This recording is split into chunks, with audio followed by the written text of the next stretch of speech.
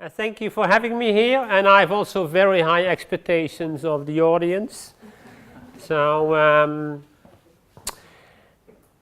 and indeed, my fascination is depicted in the key messages that I want to present to you, and I start with them so you don't forget them, and in the end I will repeat them, so hopefully you remember them. I am extremely worried about the first one. I think access to the labor market, access to solid income is not distributed equally in society. And I'm extremely worried about the position of patients with a chronic disease.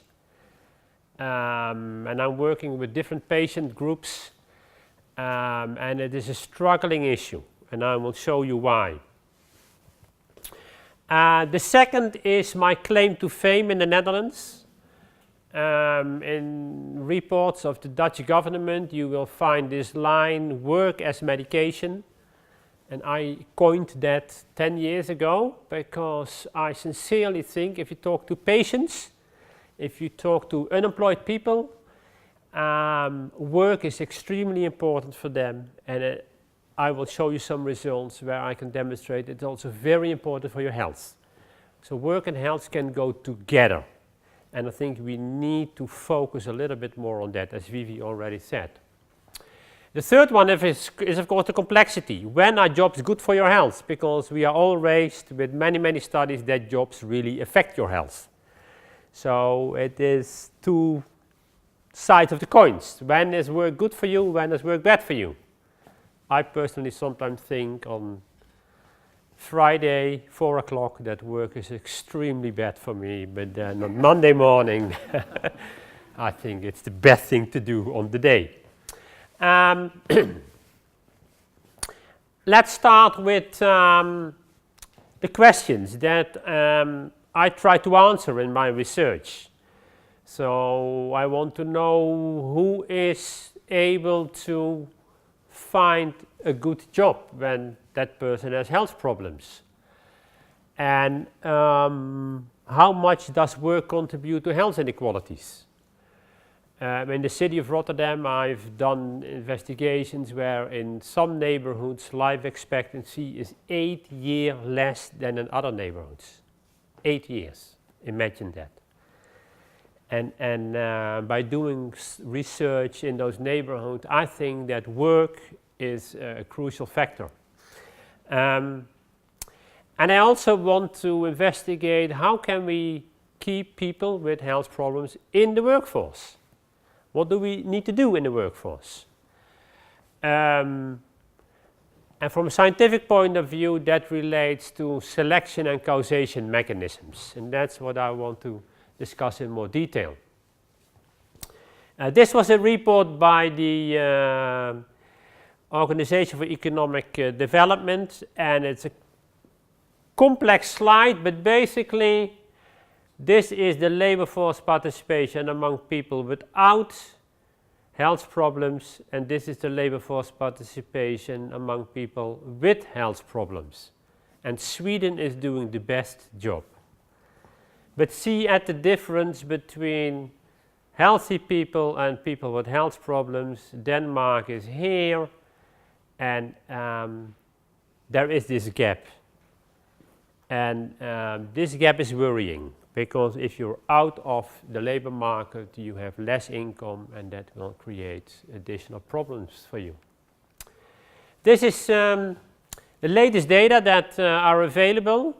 It's a European study on income and living conditions. And we have used 10 repeated cross-sectional samples each year. I think 26 countries in Europe, 130,000 people answer the same questionnaire, and look at simply descriptive information. Highly educated women across Europe have high labor force participation. If they have a chronic disease, the labor force participation is less. If they have an intermediate education, the labor force participation equals highly educated women with a chronic disease. and then intermediate education with a disease, lower educated without a disease, lower educated with a disease. So you see two things at the same time. The better your education, the more attachment to the labor market, and if you have chronic health problems, it is a disadvantage for each educational level, and it grows with poorer education.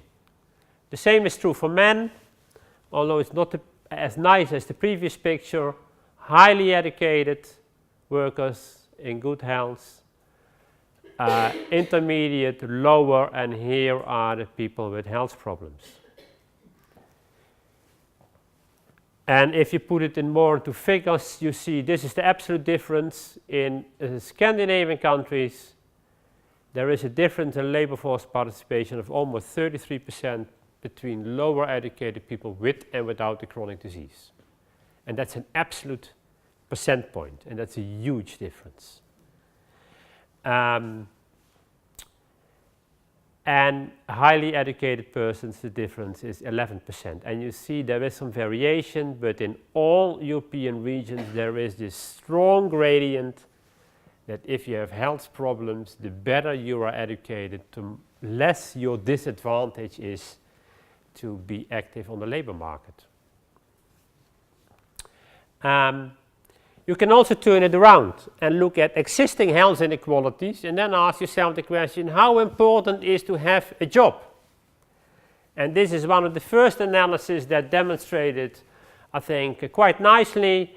This is the famous measure of mental health, relative index of inequality, implying roughly that if you have a lower education, you have roughly twice the risk of being in poor mental health than higher educated persons. And if you take into account the labor market position of lower and higher educated workers, you see that the health inequality issue almost completely disappears.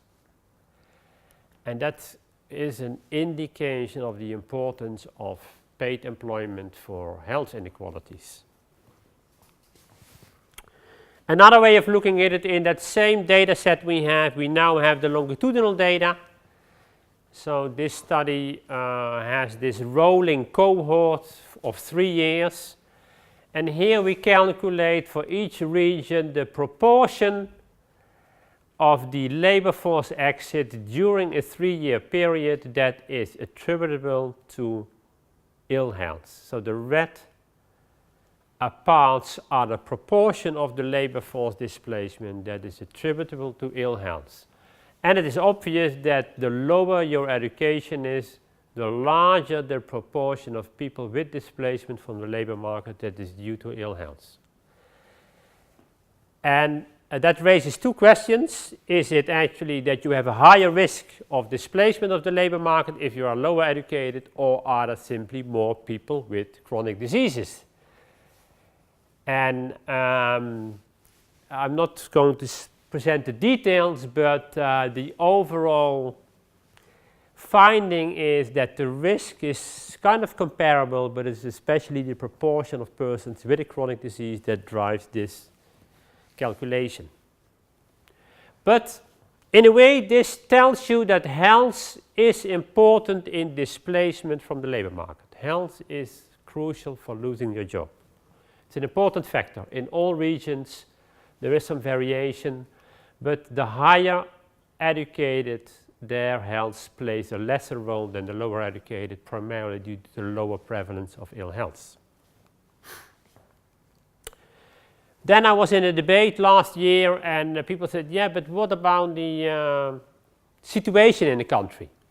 So now we look at the effect of ill health on being able to participate in paid employment. The higher this number, the higher the risk of labor force exit, and I plot it simply against gross domestic products in the country. And that's interesting. So the higher the domestic product, so the richer the country, the higher the risk that ill health will lead to displacement from the labor market. Higher labor force participation, overall higher risk of displacement. So you may argue that in richer countries they need all people to work except those who have health problems. This one is even more intriguing. This is all cross-sectional, so causality is difficult, but here we have again an increased risk. Countries who spend more money on active labor market policies, so to bring people back into work, if countries spend more money, the risk is higher. And you may argue, yeah, but that's, of course, you spend more money if the problem is more severe. This one is also interesting. If you look at the employment protection index, the higher the index, the better the protection for people in paid employment. The higher the employment index, the lower the risk of displacement from the labor market. So protective legislation seems somehow to avoid displacement from the labor market based on health. That's interesting. So now we want to investigate it more longitudinally with different models, but this gives you an indication that yes, health is important, but the social context is also important in the country, and your education is important. So to sum up, we have seen that there are large educational inequalities, especially for persons with a chronic disease. And if you look at the inequality debates, I think there is too much focus on income and education and too less focus on the role of paid employment. Poor health, having a chronic disease, is one of the most important factors of displacement from the labor market. It is in all our analysis more important than many other factors. So that's why the Minister of Social Affairs in the Netherlands is setting up working groups with the Minister of Health, because they have found out that here they have an issue that they both have to deal with. And there is a lot of debate about the country-specific context. In the Netherlands, we discuss a lot about the Danish flexicurity system, and it is extremely difficult to demonstrate the effect of national systems, but the EU ceiling data gives us a little bit of a clue that is not that straightforward to analyze. So if health is important to have a job, what about the underlying mechanisms? Selection process is well known. If you have a health problem, you are less likely to enter the labor market, and if you're on the labor market with health problems, you are more likely to drop out. The causation mechanism has received less attention, and it has primarily received attention in studies that focus on the effects of unemployment. Becoming unemployed increases your risk of poor health, increases your risk of cardiovascular diseases, increases your risk of depression. That is well reported. But the opposite of the causation mechanism would be that if unemployment creates health problems, you would expect that re-employment will decrease health problems. And that's something that is not well studied, and I think that is something that we need to discuss and improve much more. Some studies that I've done. This is a study I've done with the Department of Reintegration of our Minister of Social Affairs. They had a huge data set where they longitudinally collect questionnaires among unemployed persons. And this is part of the analysis. Poor health is actually a barrier to start in paid employment, and that barrier equals the barrier of age and is more important than all other factors. It's more important than education, more important than family status, more important than having children. So the Minister of Social Affairs needs to manage health of the long-term unemployed persons. And that brought us to the idea to study selection and causation in a different way. Look at longitudinal trends where we look at how does health develops over time, the years before employment transition and the years after employment transition. And without going into too much statistical details, if you want to have my slides, you are welcome. We have a particular statistical model that is a kind of interrupted time series approach where you track people over time. Then you look at the change in labor market position, and then you follow them up for a number of years. And these are the descriptive results, and they show a little bit what is happening. So here are the persons, elderly workers, approaching retirement. There is a gradual increase in the proportion of people in poor health. It's a European data set, 15,000 workers, a gradual increase. Then they retire before the age of 65 in this study, and then the increase in poor health flattens off. So retirement seems to reduce this increase in poor health. So you could argue retirement is good for health. And that was first published, I think, in 2007, based on the French Gazelle study, and it was a beautiful analysis. Here are people who are economically inactive. They are much younger, so they have a lower proportion of people in poor health. And when they become, these are workers, and they drop out of the labor market to become economically inactive. So here it's kind of stable. Then shortly before the decision becoming economically inactive, there is an increase in poor health, and then that increase continues. So you may argue ill health is a decision maker for people to quit paid employment. Here are the people who become unemployed.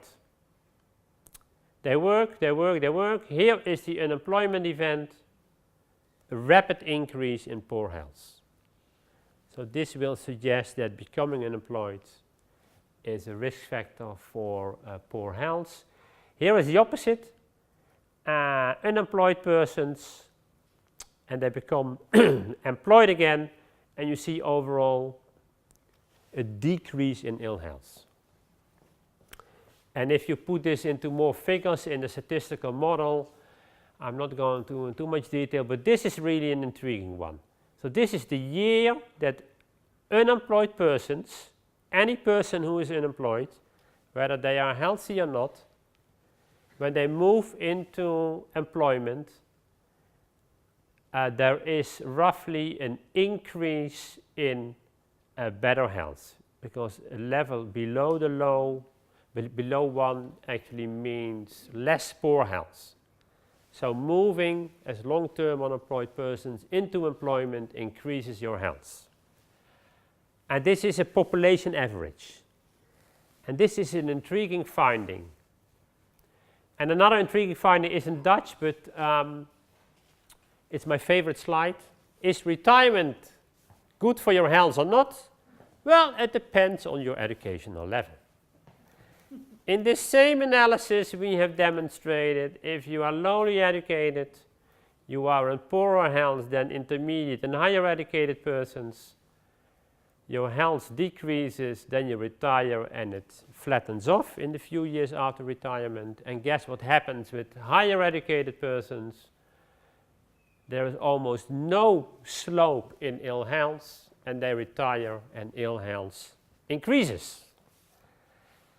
So higher educated persons probably shouldn't retire as early as lower educated persons. Maybe good for their health to work a little bit longer. These studies, of course, are an interesting mixture of selection and causation processes, and they happen at the same time. And to disentangle them is, I think, one of the challenges. And my point is that educational inequalities are crucial. And educational inequalities probably reflect working conditions, living conditions, other important factors in your life. But they really matter also for health and work. And that brought us to the idea, let's study the effect of re-employment. Let's study the effect of re-employment in long-term unemployed people, and let's study the effect of re-employment in people with severe health problems. Because according to the causation theory, that would be beneficial for them. So the first study we did was a study among 1,000 long-term unemployed persons in the city of Rotterdam. And Rotterdam is very special. 1,000 long-term unemployed persons. The average year in unemployment was 5 years. 70% of these persons are from ethnic minorities. 60% is lower educated. So it is a highly selected group of people unemployed, and here you see what happens during the 1 year follow-up. Out of this 1,000 persons, 47 entered the labor market, 5%, through the reintegration activities in the city of Rotterdam. Is 5% good? From a societal point of view, I would say it's a disaster, but given the characteristics of these people, would you expect more? It's a debate. We had repeated measurements of these persons. That in itself is unique, because if you send them questionnaires, guess what happens? Non-response is 80%. So what we did, we sent teams of interviewers in different languages, Arabic, English, Turkish, Spanish. We sent teams into neighborhoods, ringing bells and doing interviews. So we have interviews on 1,000 long-term unemployed persons twice over a 6-month period, and that allowed us to evaluate the effect among those who became employed again.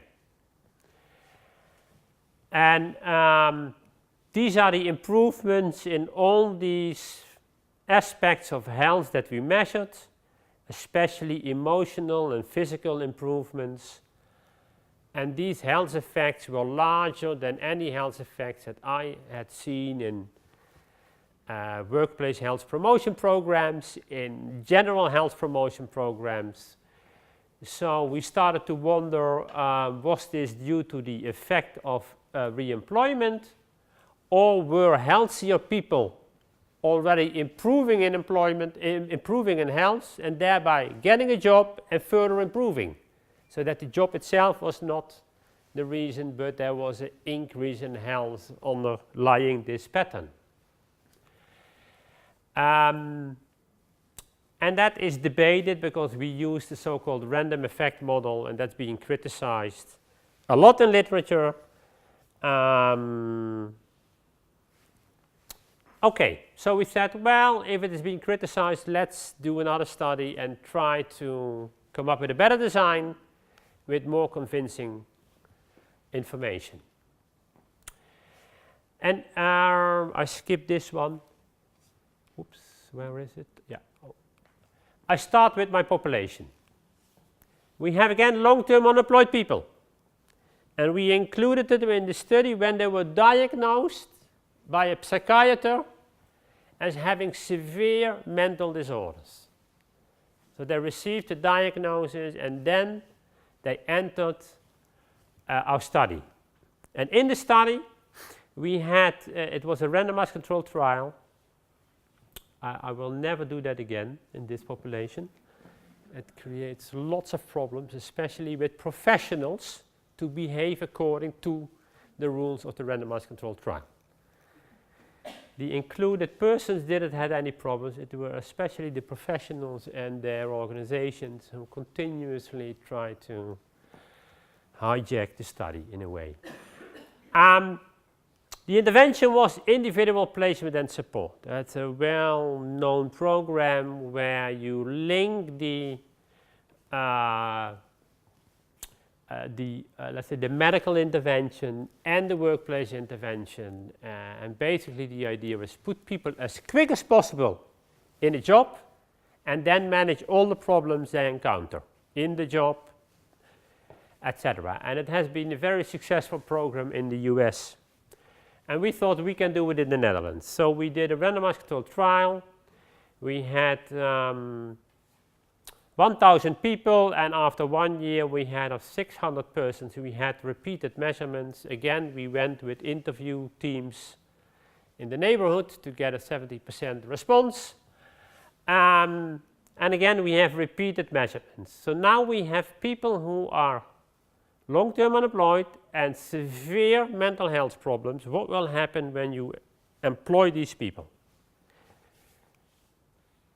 10% found employment in 1 year through the programs that were offered. And then we did an analysis. We did an analysis where we looked at what happens within an individual if that individual is without a job and then gets a job. How will that individual improve in health?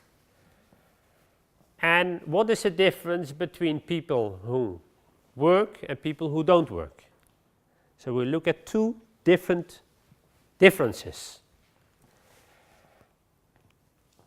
The highest bars are the between individual differences. So if you work, you have a much better mental health than if you don't work. But in this same analysis, in the same statistical model, we could disentangle the effect of people who work and people who don't work from the effect people who don't work and who start to work. So within that individual, we saw a large increase in mental health, physical health, self-esteem. It's quite interesting from the theoretical point of view. If people start in paid employment again, they look different to themselves. They value themselves more. They seem to be capable of mastering their own problems more. And this is an odds ratio. This is about happiness. And again, we looked at educational inequalities, and this is a kind of difficult picture, but it tells you a little bit what is happening. This is the period T is 0. This is enrollment in the study. Low, intermediate, highly educated.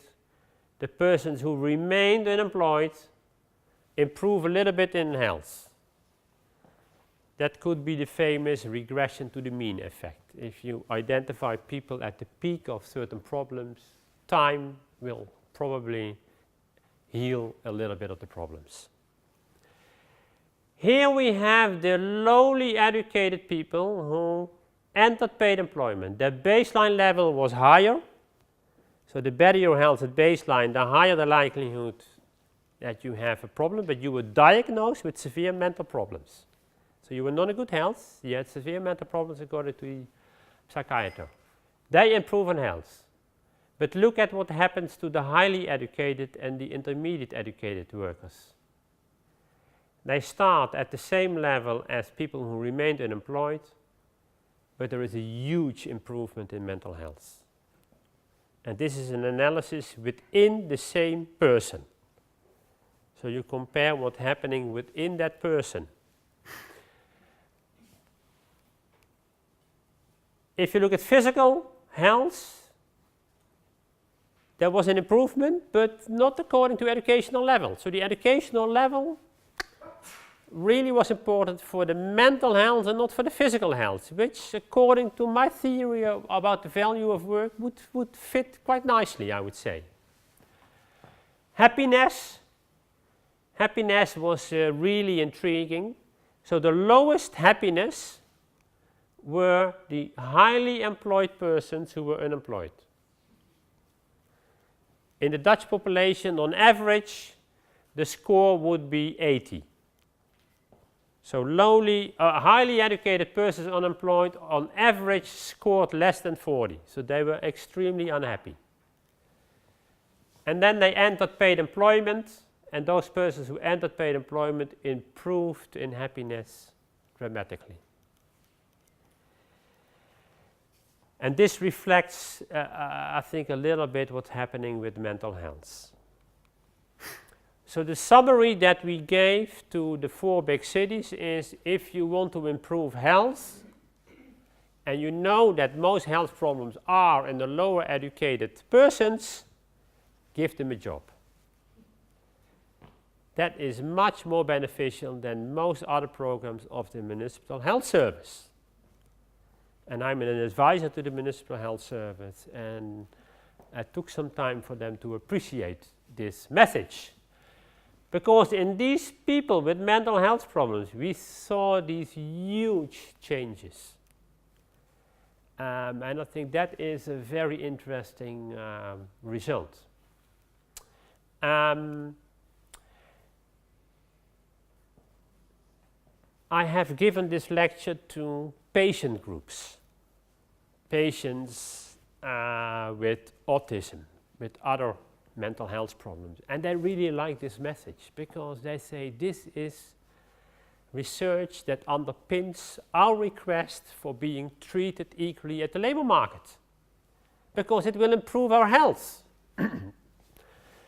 The thing I don't show, we also estimated the medical consumption, and we could see that people who improved in health had less visits to the GP, to the psychologist, to the physiotherapist, and we estimate that that difference accounts to almost 1,000 euro.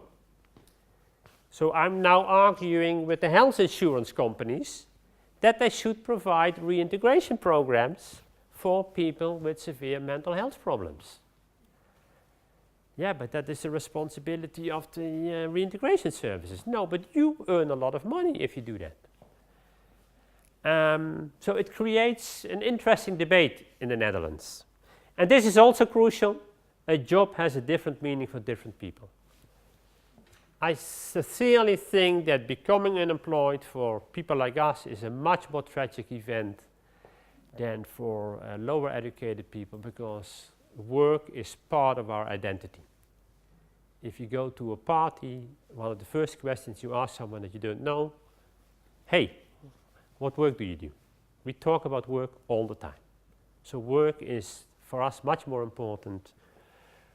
And that's something that we have to understand. So what are the challenges that I see? If work is good for health, then we need to define which work is good for health. Because we know from the last 40, 50 years that many jobs are not that good for your health. So how should we design jobs that are really good for your health? So we did a study 2 years ago where we looked at elderly workers with chronic health problems. And in that study we evaluated the interaction between working conditions and their ability to remain in employment. And this is the basic result. If you have a chronic disease, you have a high likelihood to become disabled. But if your job is rich in autonomy, or you have good social support, the negative effects of your chronic disease is partly buffered. So if you design a job with high autonomy and good social support, you can almost completely counteract the negative effect of chronic disease on your ability to remain in the labor market. And if you put it in percentages in this study that we did, based on the distribution in that study, higher autonomy on average reduces the risk of disability by 82%. And that's exactly what I also observed in a cohort of patients with rheumatoid arthritis. We followed up that cohort for 2 years. 25% dropped out of the labor market, and we did interviews with all people who dropped out. And the main message was that work was not flexible enough to adjust to flare-ups of their rheumatoid arthritis. So if that job had better autonomy, larger control over activities, given the disease, I think many of them would remain in their job. Social support is an important mechanism, and I'm especially intrigued that mental job demands play a role, but they are certainly less than autonomy and social support. So my advice to patient movement in the Netherlands is, require access to the labor market and require jobs that enable you to maintain your paid employment, and that requires jobs with higher job autonomy and higher social support than workers without health problems. But if you look in the literature, the picture is a little bit confusing, and that links a little bit to the statistical models that you use. And I'm not going into too much detail, but this is an intriguing study from Australia using a fixed effect model looking at changes within an individual moving in and out of employment and in and out of high levels of social support.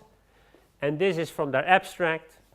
And they say an unemployed person with a high level of social support had better mental health than they were employed with low social support. So this is intriguing, that you're better off unemployed if you have very high social support than being in a job with low social support. But another study in France used another technique, and they say, well, moving into a flexible employment increased depressive symptoms among people. And another study from the same group is a change from permanent to temporary employment had no effect on mental health. This is the Australian workforce. Are Australians different from the workforce in Europe? Are they much more used to flexible labor contracts? I don't know, but so the picture is kind of mixed. But you see from the years that it is a rapidly arising issue that we need to study in more detail. And I think the Dennis registers offer excellent opportunities to do these studies. Wrap up. What is the debate about the future of our work and what will affect the interaction between health, paid employment, inequalities, working until older age? In the Netherlands it's 67, and it will move every 5 years with increase in life expectancy. So by the time I'm 67, I probably have to work another year. But that also implies that we have more workers with a chronic disease. And how are we going to manage that? If we know that chronic disease is an important factor for displacement of the labor market.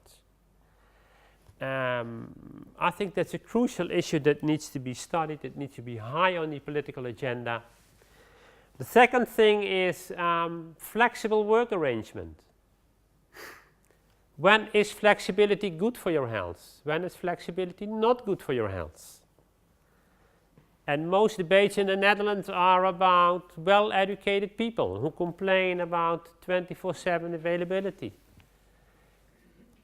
But I think the biggest problems are not in the higher educated workers. The biggest problems are probably in the lower educated workers.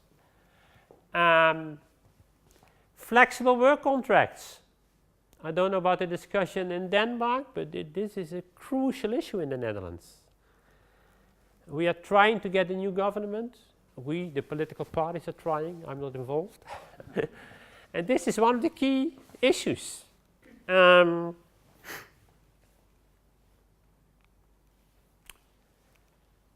Flexible labor contracts. Among the lower educated persons in the Netherlands, it has increased to 20% in the last 10 years. We increasingly have what I call a platform economy. Uber is the example, but it is happening in all other sectors. This is, I wasn't aware of it. This is quite interesting. We have now apps if you want your house to be renovated. You go to the app and you put in the assignment. You say, well, I have 2 rooms that need to be plastered, and I want it to be done by May 29. And people can send you a bid through the app, and then you decide. So there is a complete different way of organizing work. This is also interesting. There was a study in the Netherlands that showed that the complexity of jobs is increasing rapidly. So in the old days, 25 years ago, if you were very good in 2 tasks, you could have a very good job. But now tasks often have more activities.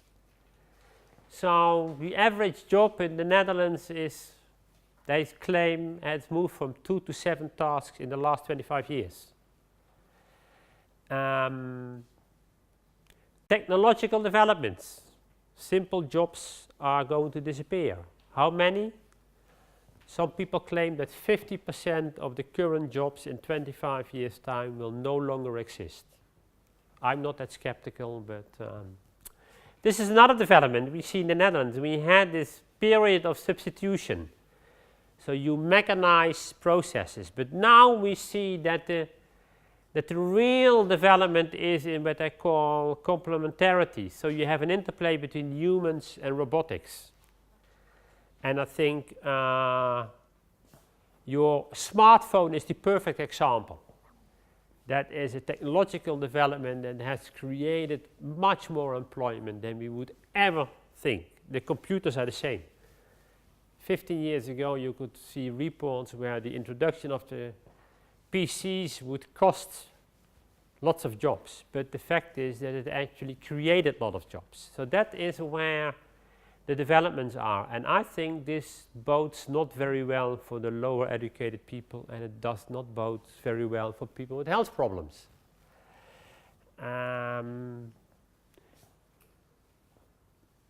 So my take-home message is, from the last part, yes, working conditions are still very important if we want to keep people with health problems in the workforce. So all the studies that we have done about working conditions that are affecting health are still important, but look at it from a different perspective. We actually don't know very much about the effects of flexibility on health. Again, in the cohort of rheumatoid arthritis patients, flexibility of the job also provided much better opportunities for autonomy and hence keeping the job.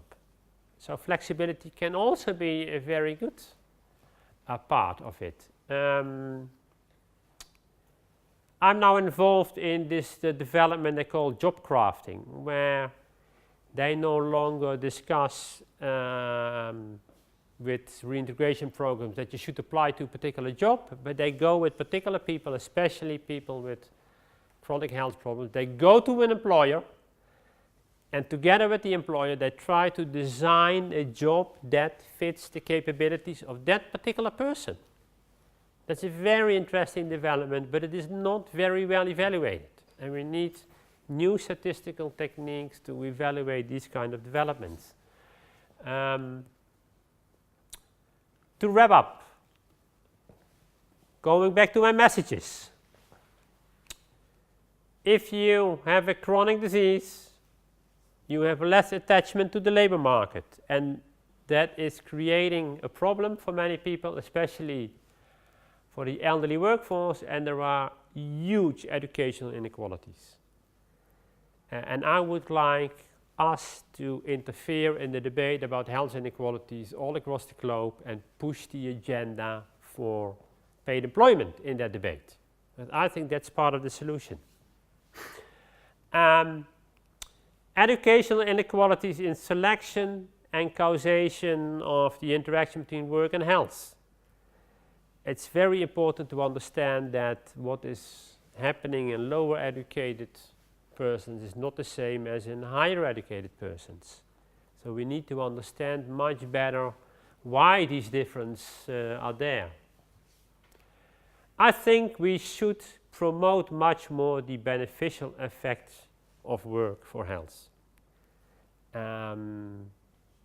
In my opinion, in the political agenda in the Netherlands, that has been a very interesting discussion to observe. 10 years ago, this was almost a no-go area.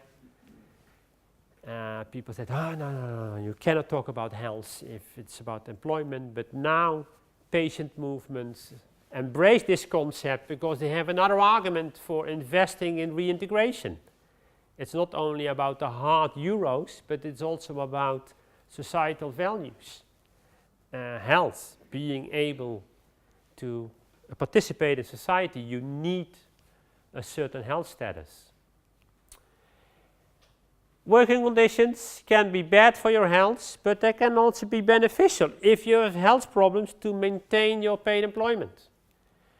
And we need to disentangle that. When is a particular workplace beneficial, when it is creating adverse effects?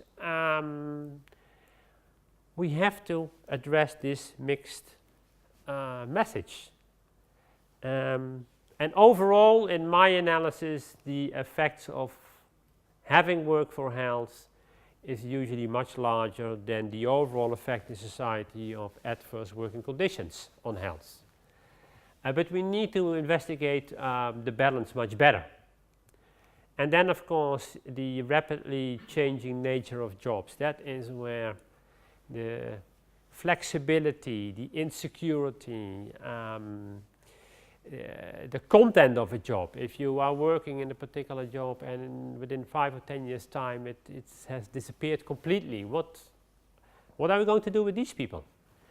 And I think it will be nice to link the health agenda to the employment agenda, because that's, I think, where we can make a societal change as researchers.